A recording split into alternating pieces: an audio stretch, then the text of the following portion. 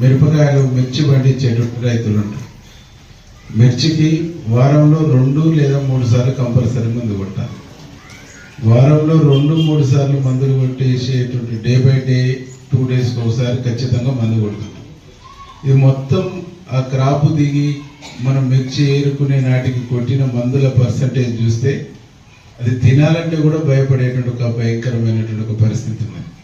కానీ ఈరోజు గతంలో షుగర్ జబ్బులు కానీ ఇవన్నీ కూడా వారసత్వంలో వచ్చాయి.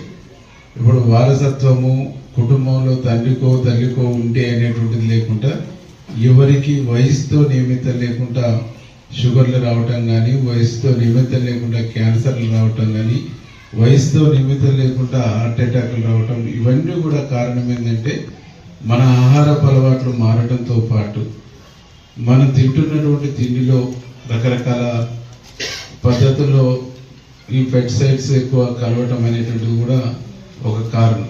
కాబట్టి మీ అందరూ కూడా నేను చేసేటువంటి విజ్ఞప్తి ఏంటంటే ఈరోజు ప్రభుత్వం వాళ్ళు ఇస్తున్నటువంటి చిరుధాన్యాలు, ఈరోజు ఇస్తున్నటువంటి కందులు కూడా దాదాపు ఒక ఎకరానికి వచ్చేసి 8 నుంచి 10 క్వింటాల వరకు దిగుబడి వస్తుందని చెప్పేసి మన వాళ్ళు చెప్తా ఉన్నారు.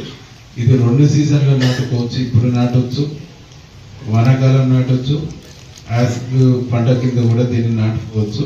తప్పకుండా దీన్ని వినియోగించుకొని ఇప్పుడు మీకు ఇస్తున్నటువంటి గింజలు కూడా అవి విత్తనాలుగా మలుచుకొని విత్తనాలుగా మార్చుకొని మళ్ళీ తర్వాత మీరు విత్తనాలుగా కూడా అమ్ముకోవడానికి దోహదపడుతుంది అనేటువంటిది పోయినసారి ఇచ్చిన వడ్ల గింజలు ఎంతో ఇవి కూడా ఆ విధంగానే దోహదపడుతుంది. కాబట్టి తప్పకుండా మీరు దీన్ని సద్వినియోగం చేసుకోవాలని చెప్పేసి మీ అందరూ కూడా విజ్ఞప్తి చేస్తున్నారు.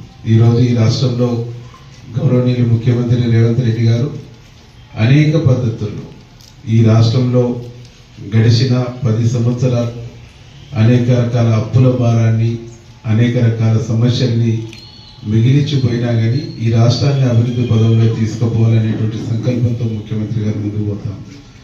9 రోజుల్లో 9,000 కోట్ల రూపాయలు రైతు బంధు వేస్తామని చెప్పిండు. చెప్పినట్టుగానే రైతు భరోసాను 9 రోజుల్లో 9,000 కోట్లు రైతు భరోసా రైతులకు ఇచ్చేది. దాంతోపాటు సన్బియ్యం అనేటువంటి కార్యక్రమం, ఒక్కొక్క నియోజకవర్గానికి 3,500 ఇల్లు ఇచ్చేటువంటి కార్యక్రమం. అంటే మొత్తంగా ప్రజలకు సంబంధించి ఏమైతే కోరుకుంటుందో అవి 2 రోజులు ఆలస్యమైన పర్వాలేదు తప్పకుండా చేయాలనేటువంటి ఒక సంకల్పం ప్రభుత్వం ముఖ్యమంత్రి గారు ఉన్నారు. కాబట్టి మీరందరూ కూడా ఈరోజు మీరు ఒకటే, ఇక్కడ అందరూ కూడా చదువుకున్నటువంటి వాళ్ళు